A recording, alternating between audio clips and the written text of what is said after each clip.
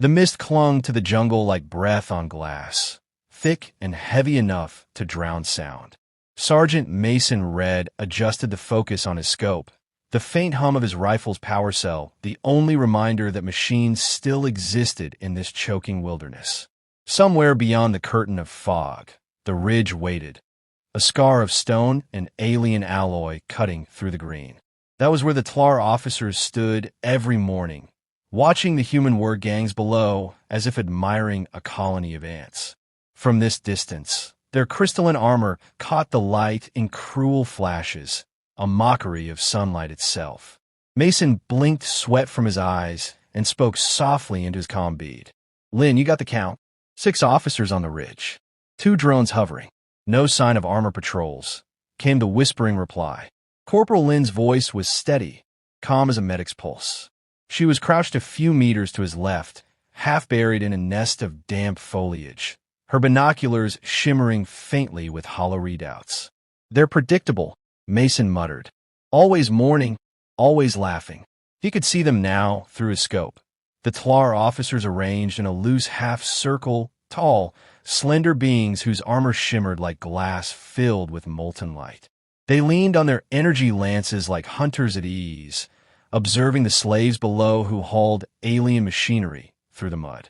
One of the officers raised a clawed hand, gesturing toward the workers, and the others emitted a chorus of chittering laughter. Even across half a kilometer, the sound made Mason's skin crawl. He'd been on Hedra IV long enough to recognize that laughter. It wasn't joy. It was the smug assurance of conquerors who had stopped fearing the conquered. "Guess they forgot what fear feels like," Lin said quietly. "Then maybe it's our job to remind them." Mason's voice was low but edged. He shifted slightly, adjusting the bipod's footing in the wet soil. For 3 weeks, the two of them had lived out here, ghosting between roots and ruins, mapping the aliens' routines. The jungle was a miserable, living thing, always buzzing, always wet, always hiding something. It had consumed most of the resistance teams that came before them. But Mason and Lin were patient, and patience was how humans survived. Through the scope, Mason saw one of the officers shove a human worker to the ground, the worker's thin frame vanishing in the mud.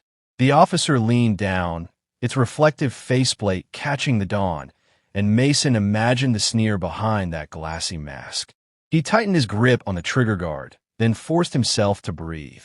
His rifle could pierce infantry armor, but not the hardened crystalline plating the officers wore. They'd tested it. The last time he tried, the round had ricocheted, leaving the target merely startled.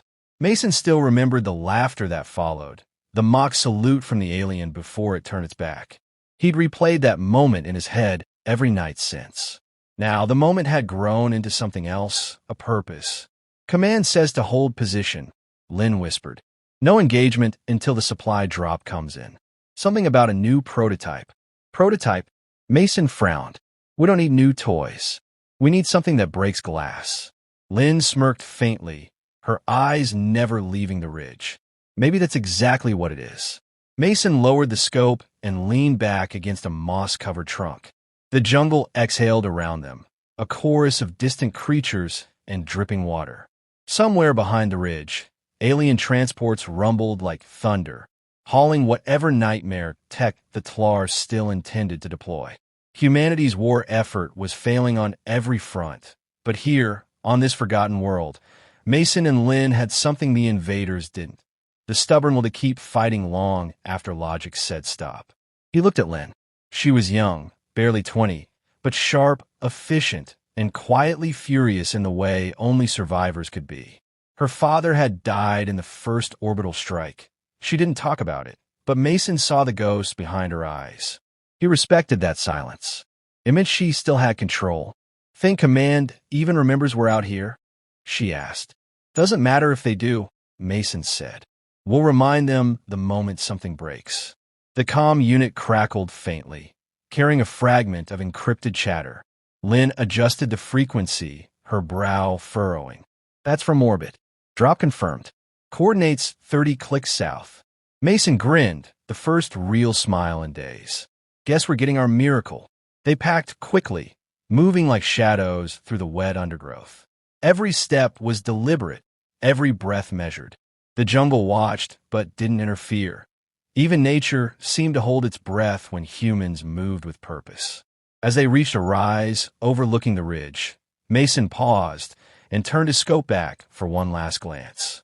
The officers were still there, laughing, their armor gleaming. One of them lifted its face toward the tree lean, as if sensing something unseen. The reflective surface of its helmet caught the faintest glint of sunlight, and for an instant, it looked almost fragile. Mason spoke softly, not to Linh, not to anyone, but to the image in his scope. "Enjoy your view while it lasts." They disappeared into the jungle before the fog swallowed their tracks. Night fell hard and sudden, a black ocean pouring between the trees. Mason built no fire. Linh assembled the beacon that would guide the drop pod in. When it finally streaked through the clouds, silent as a falling star, Mason felt the air tremble. They dug the crate free of mud and vines, stenciled words gleaming under a thin film of moisture. Project Artemis. Authorized use only. Linh brushed the dirt off the lid. "Sounds expensive." "Sounds human," Mason replied, and for the first time in months, hope felt real enough to taste. He rested his hand on the crate, the cold metal humming faintly beneath his fingers. Whatever was inside had better be worth it, because tomorrow they'd be back on that ridge. The laughter would start again, cruel and careless, and maybe it would end in silence. Mason glanced toward the horizon where the ridge loomed like a jagged memory against the moonlight. "Tomorrow," he said quietly, those helmets stopped shining. The jungle gave no answer, only the slow, steady drip of rain on leaves. But something in the air had shifted, a promise waiting to be kept. Rain whispered across the canopy as dawn crept over Hedra IV. The jungle seemed to hold its breath again, though now it trembled with anticipation rather than fear. Mason crouched beside the open crate, steam curling from the damp soil. Inside, nestled in foam, lay a weapon that didn't belong to this century, long, brutal, and unapologetically human. Its matte black frame glistened under the faint gray light, the engraved text along its barrel stark and deliberate. Artemis Variant .50 BMG.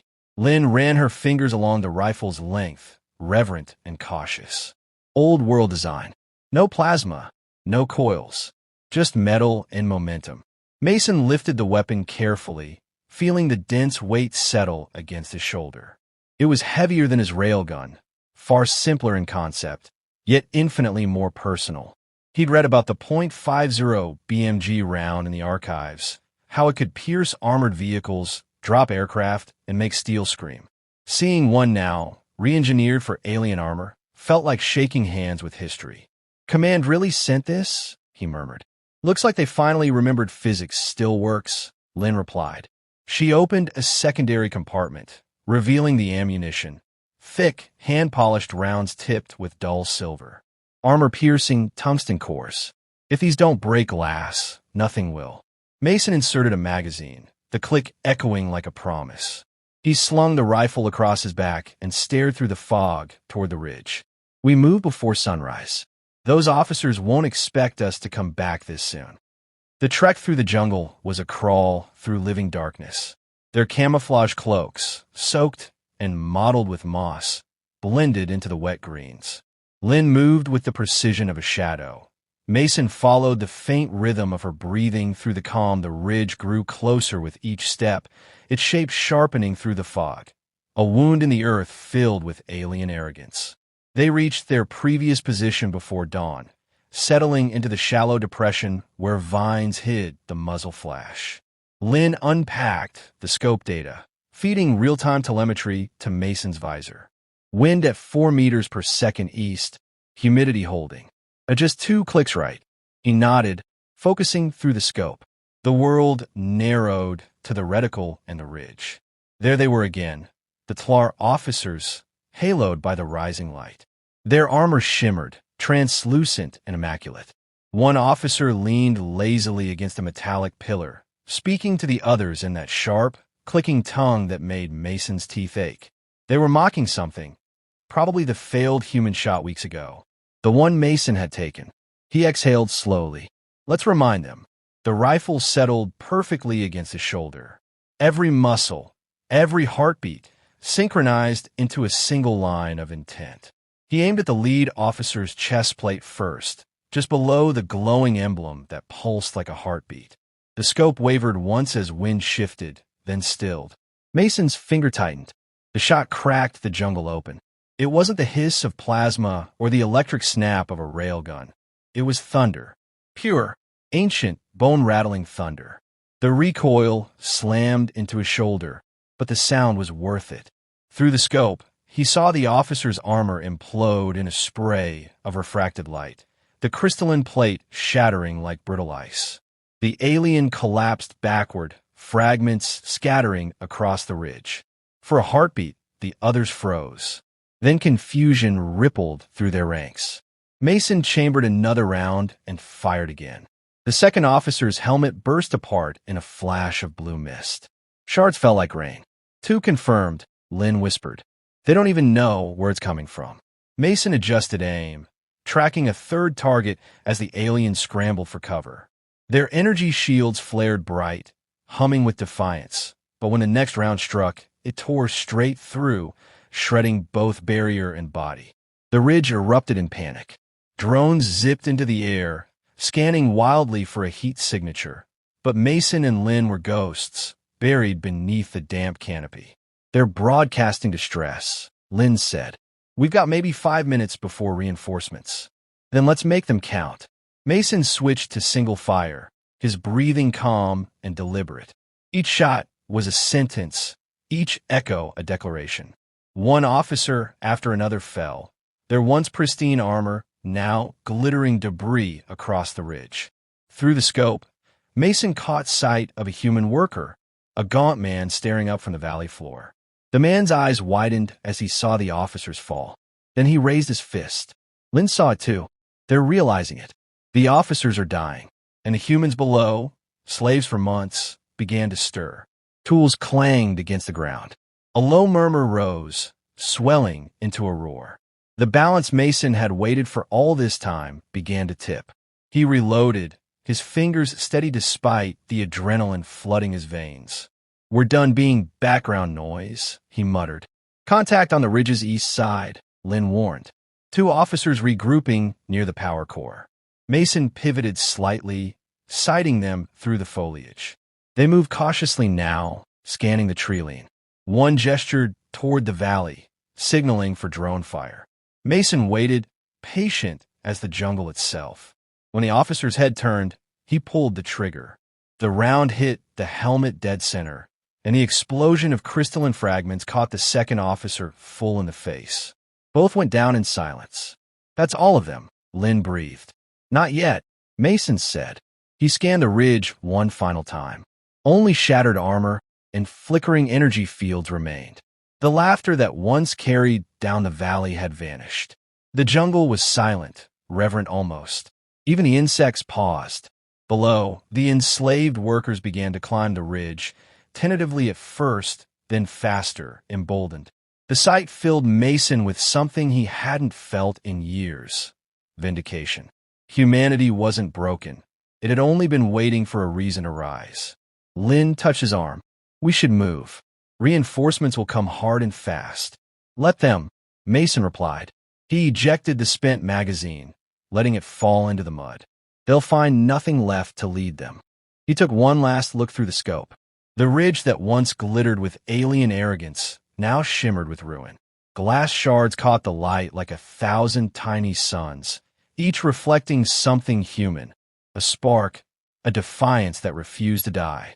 Mason exhaled and lowered the rifle. "They mocked us from that ridge," he said softly. "Now they can choke on the silence." The jungle wind answered with a low sigh, carrying the scent of smoke and shattered crystal. Linh packed the remaining gear, and together they melted back into the foliage, their footprints swallowed by mud. Behind them, the ridge burned quietly, a scar of victory in a world that had forgotten hope. Far above, faint streaks of light marked the beginning of the alien response. Mason didn't look up. The fight was far from over, but for the first time, humanity had drawn blood that wouldn't be ignored. Smoke curled upward from the ridge like a signal to forgotten gods. The once gleaming alien stronghold had become a ruin of fractured crystal and molten alloy. Mason crouched at the edge of the destruction, rifle balanced across his knees, eyes scanning for any movement through the drifting haze.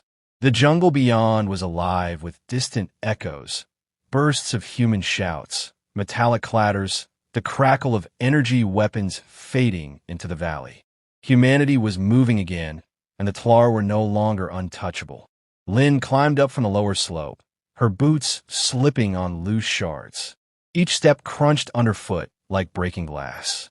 She stopped beside Mason, panting, her face streaked with grime and sweat. "The workers took the lower camp," she said. "They're arming themselves with scavenged rifles. We started something bigger than we planned." Mason didn't look at her right away. His gaze lingered on the alien officer's corpse lying nearby, its body half submerged in the mud. The helmet, or what was left of it, was a jagged ruin. Through the fractured plates, faint inner light pulsed once, then died completely. "No," he said quietly. "We didn't start it. We just reminded them it wasn't over." The rain began again, gentle at first, then steadier. It washed blood and dust down the ridge, carrying shards of alien armor into the valley below. Mason watched as one fragment caught on a root and glimmered faintly. He reached down, turning it in his hand.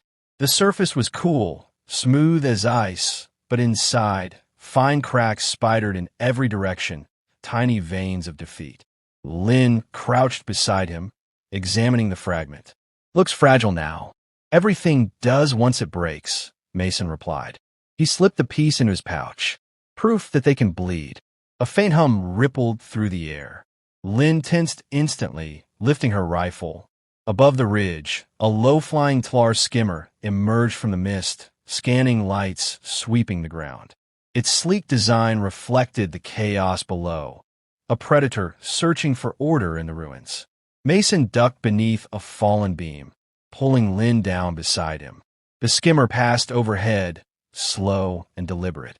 The hum deepened, mechanical and ominous. Then, after a moment that stretched like wire, it turned away, banking toward the horizon where black smoke marked the human counteroffensive. Mason exhaled. "They're retreating.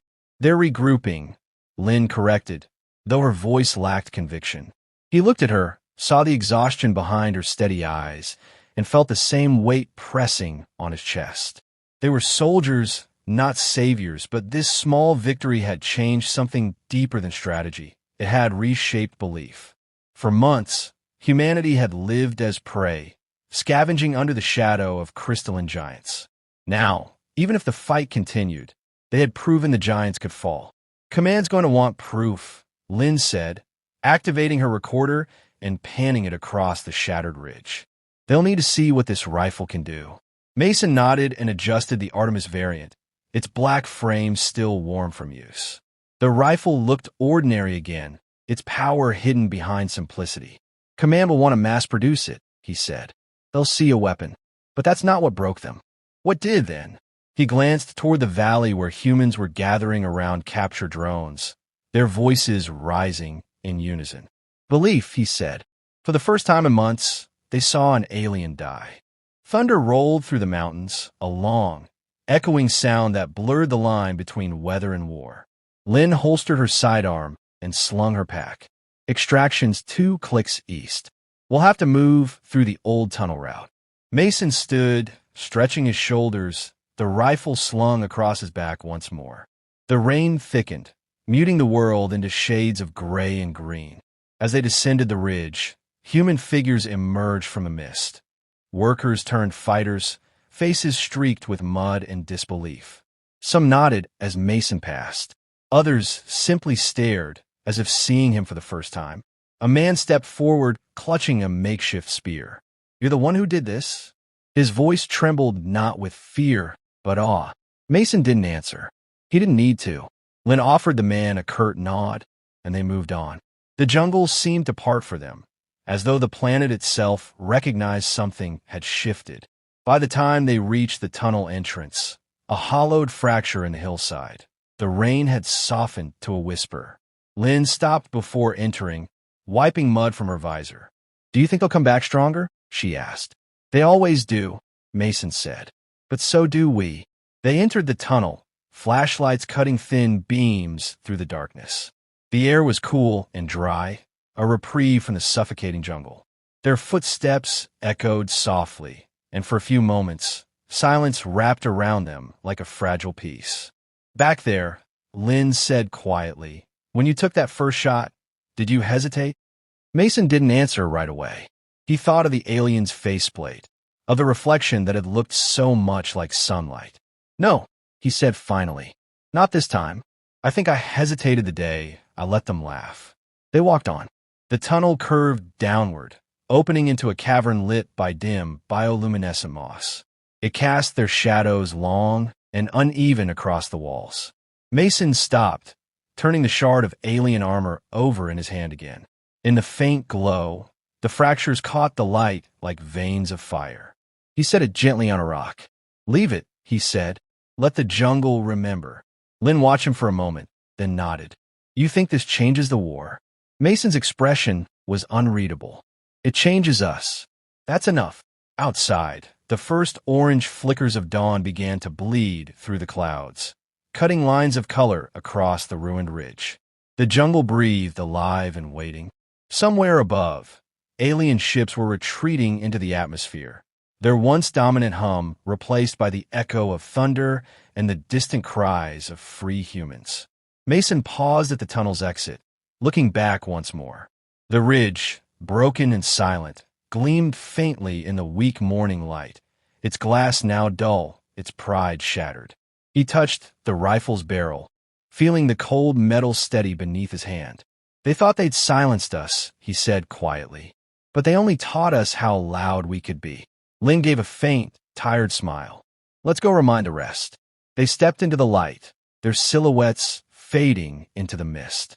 Behind them, the ridge stood as both grave and monument, proof that arrogance could break, and that defiance, once awakened, would never sleep again.